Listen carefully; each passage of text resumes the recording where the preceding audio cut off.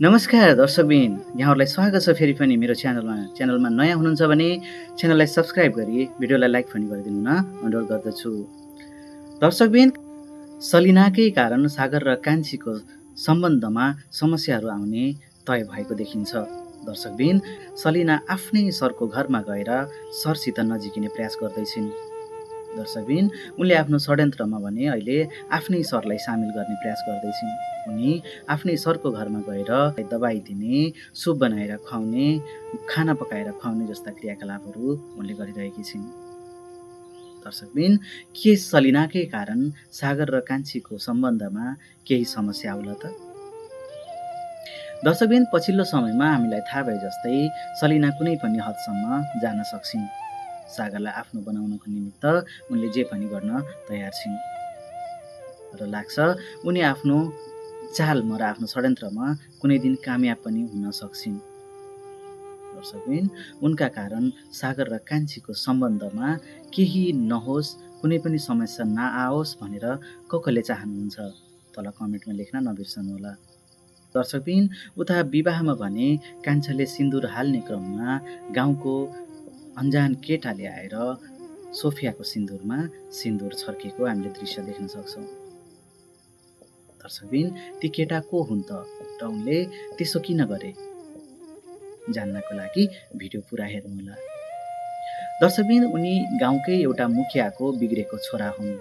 उनले सोफियालाई पहिल्यैदेखि नै मन पराउँथे र उनी त्यही कारण जेल पनि गएका थिए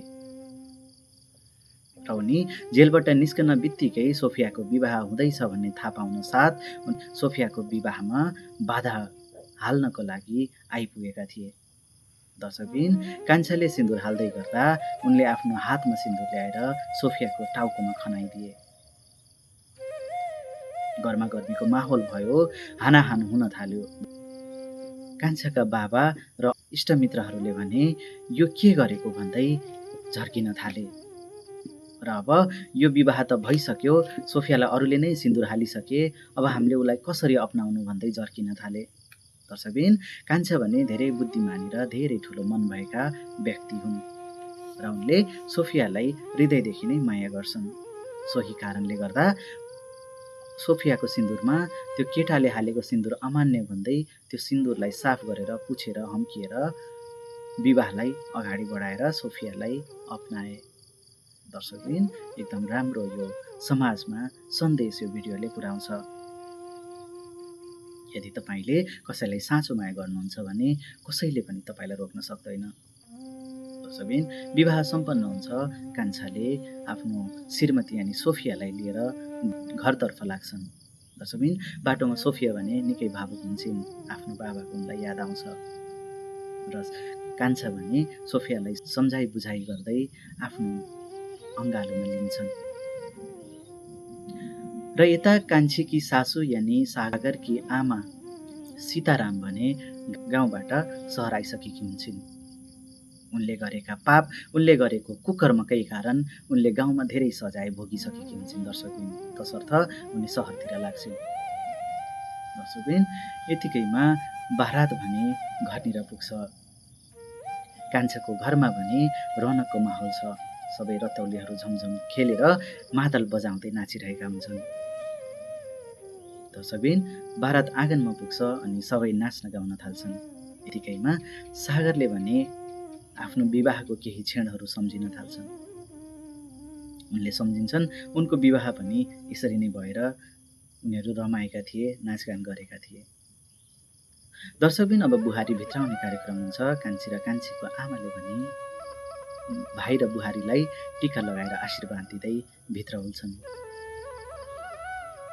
दर्शकबिन, यता सलिना भने आफ्नै षड्यन्त्रमा लागिरहेकी हुन्छन्। सागरका भरधनी भने सलिनाको चरित्र हेरेर छक्क पर्छन्, दङ्ग पर्छन्।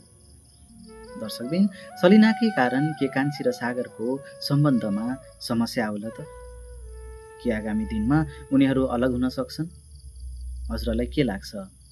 र हजुरलाई यदि कान्छी र सागरको सम्बन्धमा कुनै पनि समस्या नआओस् भन्ने चाहनुहुन्छ भने तल कमेन्टमा कान्छी लेख्न नबिर्सनुहोला।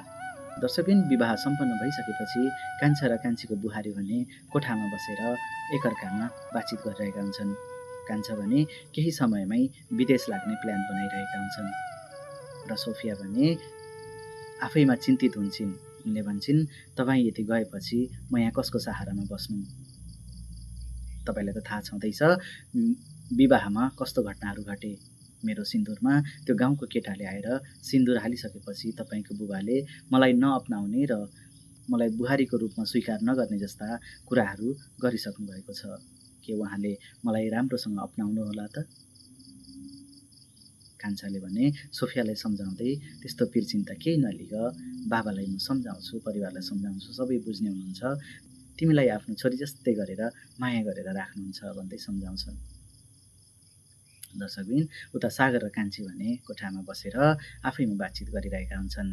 सागरले कान्छीसित प्रश्न गर्छन्, के तिमीलाई कुनै दिन याद आयो आजको यो माहौल हेरेर? कान्छी भन्छन्, मलाई त केही याद आएन। अनि सागरले भन्छन्, तिमीलाई याद आएन? हाम्रो विवाह पनि यसरी नै भएको थियो, तिमीले सम्झिनौ? र कान्छी भने हाँसेर जवाब दिँदै भन्छन्, यो सब सम्झिन मसँग टाइमै कहाँ थियो र? तपाईँको छोरीको पछि भाग्दा भाग्दा दिन गएको थाहै भएन। र दर्शकबिन यतिकैमा यो एपिसोड भने यहीँ समाप्त हुन्छ।